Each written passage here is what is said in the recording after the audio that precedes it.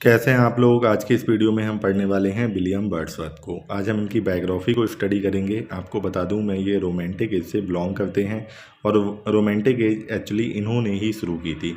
इन्हीं का एक पब्लिकेशन आया था लिरिकल बैलेड्स, वहीं से ही रोमांटिक एज की शुरुआत मानी जाती है 1798 से। वो उसकी पब्लिशिंग डेट थी और इसका एंड माना जाता है 1837। 1837 में जो थी क्वीन विक्टोरिया जो थी वो थ्रोन पे आई थी और उसके बाद से विक्टोरियन एज चालू मानी जाती है। तो आज हम विलियम वर्ड्सवर्थ को पढ़ेंगे, काफ़ी अच्छे से इनकी बायोग्राफी को हम कवर करेंगे। सबसे पहले तो आप जान लीजिए इनका जो बर्थ हुआ था डेट इज़ 7 अप्रैल 1770 कॉकरमाउथ कम्बरलैंड। ये इनकी बर्थ डेट है। फादर जो इनके थे वो थे जॉन वर्ड्सवर्थ और मदर जो थी वो थी एन कुकसन। आगे देखते हैं। इनकी जो एजुकेशन थी वो हुई थी Hawkshead grammar school, university of Cambridge, saint John college, Cambridge में इनकी एजुकेशन हुई थी।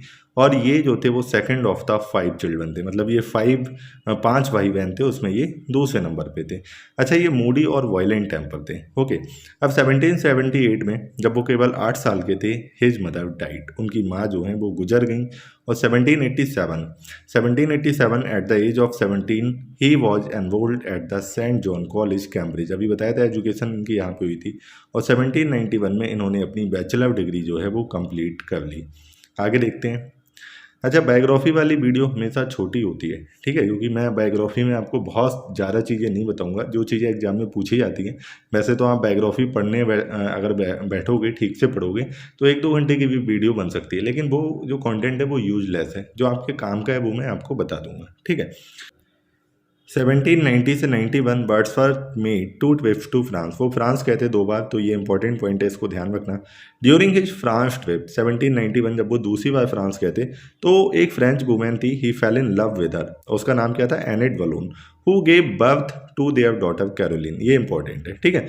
उस जो वो वुमेन थी उसने क्या दिया? इनकी बेटी को जन्म दिया। और फेब 1793 में क्या हुआ? He published his first poetry collection an evening walk and descriptive sketches. ये इंपॉर्टेंट है, बहुत बार एग्जाम में पूछा गया है, प्लीज़ ध्यान रखना। अच्छा, 1795 में क्या हुआ था? 1795 में वो सैमुअल टेलर कॉलेज से मिले थे और लास्ट टाइम पीजीटी 2021 में एक क्वेश्चन आया था इनका। इन्होंने एक ही ट्रेजेडी लिखी है, उसका नाम है द वर्ड्सवर्थ, ठीक है। वो 1795 में ही पब्लिश हुई थी। तो एग्जाम में पूछा गया था, वर्ड्सवर्थ के 4 वर्क दिए गए थे और पूछा था कि इसमें से कौन सा सबसे पहले आया था, ठीक है। तो वो जो प्ले था वो सबसे पहले आया था। तो एक क्वेश्चन बन जाता है, मैं आगे मेंशन करूंगा उसे, शायद इसमें है आगे ये। नेक्स्ट पॉइंट जो है वो यही है। 1795 से 97 के बीच में उन्होंने एक अपना जो पहला प्ले लिखा था द वर्ड्सवर्थ। ये एक वर्स ट्रेजेडी थी और ये इसकी सेटिंग कहाँ पे थी? During the rain of king Henry third of England, ठीक है। अब 1798, वेरी इंपॉर्टेंट पॉइंट। एक एक पॉइंट इस बायोग्राफी में इंपॉर्टेंट है, कुछ भी मैंने फालतू की चीज़ नहीं डाली है, जो आपके काम का है, जहाँ से क्वेश्चन बन सकता है वही चीज़ें डाली हैं। वर्ड्सवर्थ और कॉलेज ने अपना ज्वाइंट वेंचर लिरिकल बैलेड्स जो था वो पब्लिश किया। अच्छा, लिरिकल बैलेड जो था वो 1798 में आया था और मैंने आपको बताया यहीं से रोमांटिक एज की बिगिनिंग मानी जाती है। अपने प्रीफेस में, जो लिरिकल बैलेड का प्रीफेस था, उसमें वर्ड्सवर्थ ने एक्सप्लेन किया है कि उन्होंने ऐसा क्यों किया, क्योंकि वो इससे पहले जो एज चल रही थी वो थी न्यू क्लासिकल एज, और न्यू क्लासिकल एज बहुत लंबी चली 1660 से 1798 तक। और इस एज में क्या था, इतना मतलब मोनोटोनस हो गई थी चीज़ें, इतनी बोरिंग हो गई थी, क्योंकि वही घिसे पिटे रूल थे और मतलब वैरायटी नहीं थी पोयम में। जनरली जो हीरोइक कपलेट है वही पोएट यूज किया करते थे, सटायर यूज किया करते थे, थीम में बिल्कुल भी वैरायटी नहीं थी। हाई क्लास सोसाइटी पे लिखा करते थे, कॉफ़ी हाउसेस और जो चापलूसी वाली जितनी भी पोइट्री थी, जितनी भी लिटरेचर थी, वो लिखी जाती थी और बहुत सारे रूल्स के तहत लिखी जाती थी कि ये रूल फॉलो करना है, ये रूल फॉलो करना है, और गिने चुने सब्जेक्ट पे ही लिखी जाती थी, राइट। तो जो वर्ड्सवर्थ थे उन्होंने कहा है कि अपनी इमेजिनेशन को एक्सप्लोर करूं, है ना। जो पोएट थे वो वैशनल थे, वो मतलब सारी चीज़ें रीजन को ध्यान में रख कर लिखते थे। उनका मानना ये था कि जो इमेजिनेशन जो है वो कुछ भी इमेजिन कर सकती है, इमेजिनेशन में कुछ भी आ सकता है, तो वो चीज़ें आउट ऑफ रीजन भी हो सकती हैं, वो इवेशनल भी हो सकती हैं, तो वो लोग उस पर नहीं लिखते थे। तो लेकिन वर्ड्सवर्थ जो है उन्होंने नेचर को एक्सप्लोर किया, इमेजिनेशन को एक्सप्लोर किया, तो जैसे मैं आपको एक एग्जांपल देता हूँ, वर्ड्सवर्थ कहीं जा रहे हैं एक जगह पे, तो वहाँ स्कॉटलैंड की ये बात है, ये प्योर इमेजिनेशन है, वो बस उन्होंने इमेजिन किया है, ठीक है। तो वर्ड्सवर्थ वहाँ से जा रहे हैं और एक हाईलैंड हिल गर्ल है, वो गा रही है, सॉन्ग गा रही है गैलिक में, और उन्होंने उस पर पोइट्री लिख दी। डैफोडिल्स जो फ्लावर्स हैं उन पर पोइट्री लिख दी। लीच गैदरर एक आदमी है जो लीचेज इकट्ठा करता है, उस पर पोइट्री लिख दी। मतलब बहुत ही छोटे छोटे सब्जेक्ट को उठा के बस वर्ड्सवर्थ ने क्या किया, उन पर पोइट्री लिख दी है। तो नियो क्लासिकल एज में ऐसा नहीं होता था। तो ये सारे जो एक चैलेंजेस थे वो वर्ड्सवर्थ ने फेस किया, वहीं से बिगनिंग मानी जाती है रोमांटिक एज की। चलिए 1802 की बात करते हैं। उन्होंने मैरी हचिंसन से शादी कर ली थी, ठीक है। इसके बाद 1810 में क्या हुआ था, वर्ड्सवर्थ और कॉलवेज जो थे वो आपस में थोड़ा सा खफा हो गए, क्योंकि जो कॉलवेज थे वो थोड़ा सा ओपियम एडिक्टेड थे। ओपियम मतलब अफीम होता है, ठीक है। 1814 में, अच्छा कॉलवेज की स्टोरी बड़ी इंटरेस्टिंग है, अगर आपके सिलेबस में होता तो मैं बताता ज़रूर, लेकिन अभी बताने का कोई मतलब नहीं है। वर्ड्सवर्थ ने 1814 में द एक्सकर्जन जो है वो पब्लिश किया था। 1843 में उन्हें poet laureate of England appoint किया था, वेरी इंपॉर्टेंट पॉइंट। और इससे पहले उन्होंने किसको सक्सीड किया था, रॉबर्ट साउदी को उन्होंने सक्सीड किया था। और उनके बाद कौन, 1850 में जब उनकी डेथ हो गई, व्हेन ही डाइड, उसके बाद एल टेनिसन जो थे वो Alfred Lord Tennyson poet laureate बने। तो ये दोनों ही पॉइंट ध्यान रखने, ओके। 1850 के बाद आप 1850 में on 23 April of 1850 he died of pleurisy. Pleurisy क्या होती है, एक लंग डिजीज होती है जिसके कारण उनकी डेथ हो गई थी। He was buried at Saint Oswald church in Grasmere, right. इसके बाद देखते हैं 1850 में क्या हुआ था। A few months after his death his widow Mary Hutchinson published his lengthy autobiographical poem to Coleridge as The Prelude 1850, though it was completed in 1805। तो एक इनकी बहुत ही फेमस पोयम है द प्रीलूड। ये कंप्लीट तो हो गई थी 1805 में, लेकिन पब्लिश हुई थी 1850 में, ये ध्यान रखना है। और आगे भी मैं आपको बताता हूँ। इसको पोयम टू कॉलवेज जो है, एक बार थोड़ा सा इरेज करते हैं। पोयम टू कॉलवेज इसका टाइटल था ओरिजिनली, लेकिन इनकी वाइफ ने इसको द प्रीलूड नाम से पब्लिश कराया था। एक्चुअली हुआ क्या था, वर्ड्सवर्थ ने ये डेडिकेट कर रखी थी कॉलवेज को, ओके। अब उन्होंने एक जगह दी टिंटन एवे, बहुत ही फेमस है ये डेट ध्यान रखना, ठीक है, पूछी जाती है एग्जाम में। पहली बार वो टिंटन एवे गए थे 1793 में, दूसरी बार गए थे 1798 में, और तीसरी बार गए थे 1841 में। और इस पर इन्होंने पोयम भी लिखी, जो इनका एक पब्लिकेशन आया था लिरिकल वैलेट्स, उसमें ये पोयम टिंटन एवे वाली है, इंक्लूड की गई है। इस जगह पे वो गए थे और इस जगह पे ही पोइट्री लिख दी। कहने का मतलब है कोई रूल रेगुलेशन नहीं, बस जो भी आपके दिमाग में आ रहा है लिख दो, ठीक है। यही तो रोमांटिक एज थी। तो उन्होंने वो टिंटन एवे घूमने गए, उसके ऊपर पोइट्री लिख दी और बहुत फेमस पोयम है वो। वर्ड्सवर्थ जो है उन्होंने कंपोज की some of his finest sonnets during the year 1798 to 99। तो 90 ये अगर आपसे पूछा जाए तो इस समय वर्ड्सवर्थ ने अपनी सबसे अच्छी सोनेट्स लिखी हैं। अच्छा, वर्ड्सवर्थ कॉलवेज और साउदी को लेक पोएट्स के नाम से जाना जाता है। ये एक्चुअली डेरोगेटरी टर्म था जो इनके क्रिटिक्स ने इन्हें दिया था, इन्हें मॉक करने के लिए। ये लेक डिस्ट्रिक्ट से बिलोंग करते थे, तो इनके क्रिटिक्स ने इनको मॉक करने के लिए इन्हें लेक पोएट बोला।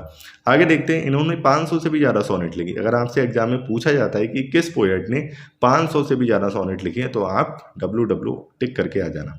अच्छा, he revolted against pseudo artificial diction of new classical poets, बता ही दिया अभी मैंने, ये क्वेश्चन पूछा गया है। माइकल ब्यूफाई जो थे वो इनके टीचर थे इन पॉलिटिक्स। ये ग्रुप ऑफ टोरी से बिलोंग करते थे और बहुत ज़्यादा इन्फ्लुएंस थे गॉडविन की पॉलिटिकल जस्टिस से, ओके। पीवी सैली भी बहुत ज़्यादा इंस्पायर थे, इवन पीवी सैली ने तो इनकी डॉटर से शादी भी कर ली थी। फ्रेंच रिवॉल्यूशन जो है वो 1789 में चालू हुआ था, इंपॉर्टेंट डेटा पूछी जाएगी आपसे। कॉलवेज जो थे वो फर्स्ट पर्सन थे to criticize his theory of poetic diction in chapter 14 of Biographia Literaria. ये बायोग्राफिया लिटरेरिया जो है कॉलवेज का एक क्रिटिसिज्म वर्क है, तो इसमें इन्होंने इनकी पोइटिक डिक्शन की थ्योरी को क्या किया था, क्रिटिसाइज किया था। पोइटिक डिक्शन एक्चुअली क्या है, पोइटिक डिक्शन एक थ्योरी दी थी विलियम वर्ड्सवर्थ ने अपने लिरिकल वैलेट्स के पब्लिकेशन में। तो लिरिकल वैलेट्स बहुत इंपॉर्टेंट है, काफ़ी कुछ उससे पूछा जाता है। आगे हम उस पर बात करेंगे जब हम उसको डिटेल में पढ़ेंगे इनके वर्क में, ओके। इसके बाद देखते हैं WW मतलब William Wordsworth followed the concept of Rousseau, return to nature. किसने कहा था, प्रकृति की ओर लौटो, किसने कहा था। वैसे तो रूसो का कंसेप्ट था, लेकिन एक बहुत ही गंभीरता से फॉलो किया इन्होंने। अच्छा, इनकी पहली sonnet very important again, on seeing Miss Helen Maria. तो ये यूरोपियन मैगजीन में पब्लिश हुई थी 1787 में, ध्यान रखना है। और इनको एक्सेसिव ईगोटिज्म, ये एक्चुअली कीट्स ने इन्हें बोला है कि बहुत ज़्यादा ईगोटिस्टिक थे, मतलब अपने आप को सेल्फ सेंटर में रख के इन्होंने सारे वर्क लिखे हैं, खुद उस पोएम में ये प्रेजेंट हुए हैं, तो इनके वर्क में ये पाई जाती है। और वो जो थे वो फर्स्ट जनरेशन ऑफ रोमांटिक्स थे। सेकंड जनरेशन कौन थे? John Keats, PB Shelley, Byron, तो ये सारे सेकंड जनरेशन थे। अच्छा, अब इनके जो इंपॉर्टेंट वर्क हैं हम बस इस वीडियो में लिस्ट देखेंगे, आने वाली वीडियो में हम उनको डिटेल में स्टडी करेंगे। तो सबसे पहले अगर सोनेट सीरीज की बात करें, सोनेट सीरीज कौन कौन सी है? ये वर्क नहीं है, ये है द रिबर्बडन सोनेट, ध्यान रखना, ecclesiastical sonnet, sonnets dedicated to liberty और मिसलेनियस सोनेट। इसके बाद बात करते हैं पॉपुलर पोएम्स की, वो कौन कौन सी है देखते हैं। नाम ध्यान रखने क्योंकि पूछे जाते हैं कि कौन क्या किसने लिखा है। द एक्सकर्जन है, प्रीलूड और growth of a poets mind, ये भी इसका एक सबटाइटल है प्रीलूड का। एक दूसरा क्या था? पोएम टू कॉलवेज, टू मिल्टन, ये हम जब हमने जॉन मिल्टन पढ़ा था हमने डिस्कस किया था इसको काफ़ी। Upon Westminster Abbey, we are seven, बहुत अच्छी पोएम है, ठीक है। The world is too much with us, very good poem, ये सोनेट है एक्चुअली, पेट्रार्कन सोनेट है, the world is too much with us. To the cuckoo, the daffodils, Lucy Gray, Simon Lee. इसके बाद देखते हैं early spring, strange fits of passion I have known. उसके बाद Lucy poems है, ये सीरीज ऑफ 5 पोएम्स है, इसको पढ़ेंगे हम। The elegiac stanzas suggested by a picture of Peele castle, तो ये भी एक अच्छी पोएम है, इसको हम पढ़ेंगे डिटेल में। The white doe, the Bagnor, Yarrow we visited, the sailor's mother.